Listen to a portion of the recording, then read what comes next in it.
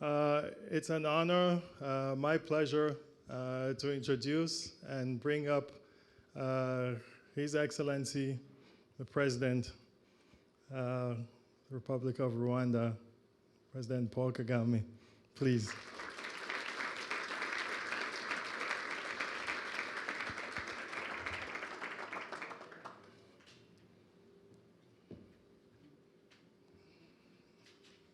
You good? I have your mic for you right here.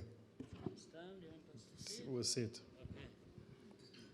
Did you turn it on? Amadou wasn't coachable in the beginning, so he wasn't turning on his mic. So check if your mic is working. Is that excellent? There you go. All right. Wow, what an honor. What an honor. And I want to say that, Excellency, you have been incredible leader, incredible mentor, incredible for all of us on the continent. We see it. We want to do it like how you've done it. I'll start with this question. Bal, you build a gym here in 8-9 months, the vision, and now here's the league. Second time. I'm upset that we couldn't showcase it the first time because of COVID, but it's here now again. What are your feelings? Well, I'm very happy. I'm pleased, but Masai, I think you know where it all started from. He talked about the arena and the speed with which we built it, but every time that comes up, the memory goes back to when you invited us, me and colleagues, to attend the All-Star game in Toronto, and our discussion. But we had been talking about that area anyway. So in a short time, the arena came to a fruition, and then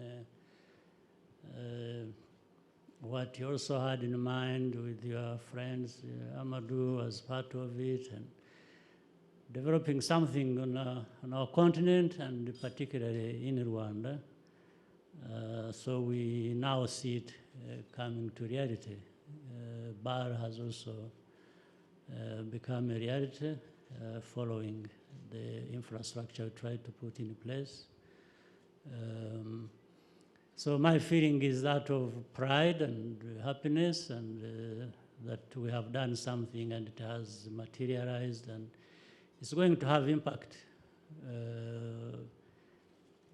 as regards our young people and the development of talent on our continent. So much as I feel that happy, I'm also thankful to all of you who have been each contributing their part and making this happen. So I'll tell the story for 2 seconds. So we were at the All-Star game in Toronto, and everybody knows it was very cold, that the coldest time of the year, and the coldest winter we ever had. And His Excellency was at the game, and I saw him putting his head down watching the game, and I thought, oh God, I hope he's not cold, or I hope he's not sick, or... Well, it was cold, for yes, sure. So I asked him, I said, is everything okay? And he put his head up, I'll never forget, and he said, how much does it cost to build an arena like this? And it gives me really great joy to actually think of it that way. And now we have this arena here and inspiring even more around the continent, which is incredible.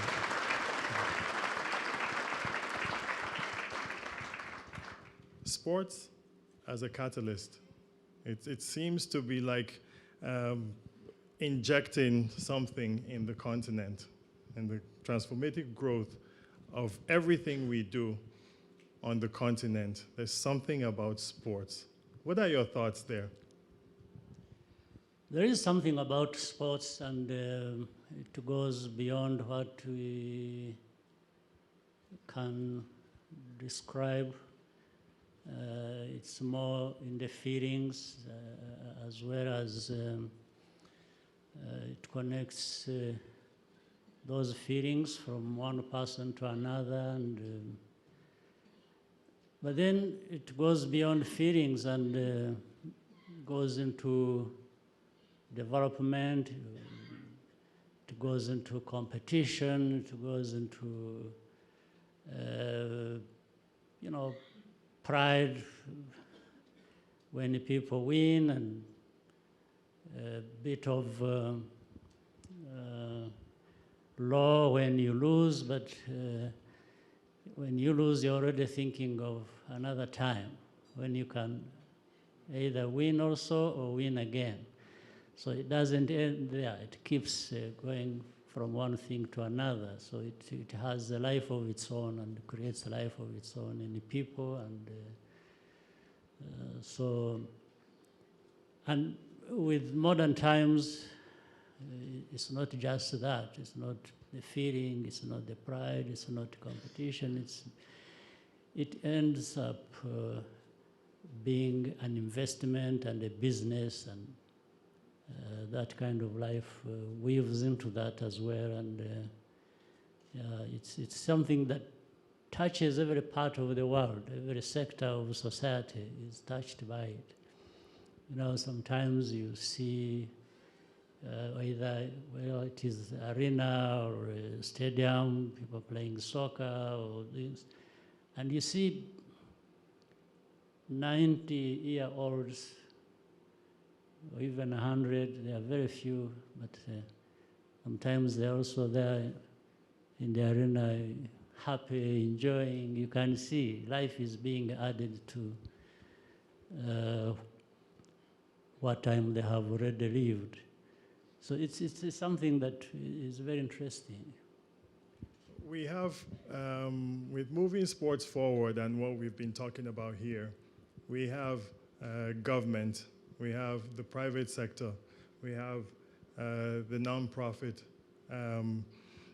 all these different, really aspects coming together. It seems to be the only way that we're going to make this thing work on the continent, because government is a big part, the private sector is a huge part, and even the nonprofit has really galvanized a lot of the things that we want to do on the continent.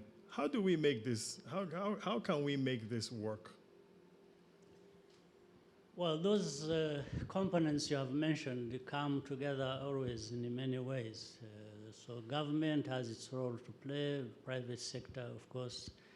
I said earlier, sport is not only an enjoyment that the people in business also like to participate in, but it has become an investment space where people can put their money and get returns as well.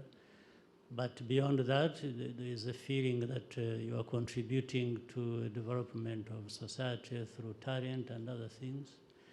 So the private sector becomes part of it. Even non-profit, their mission is to improve lives. They feel happy, they feel good when they have contributed to that. And I don't think there is any better place to achieve that than through sports. So always these elements coming together is important. That's what completes the circle that you, in the end, want to complete, to have something building up in a society like ours.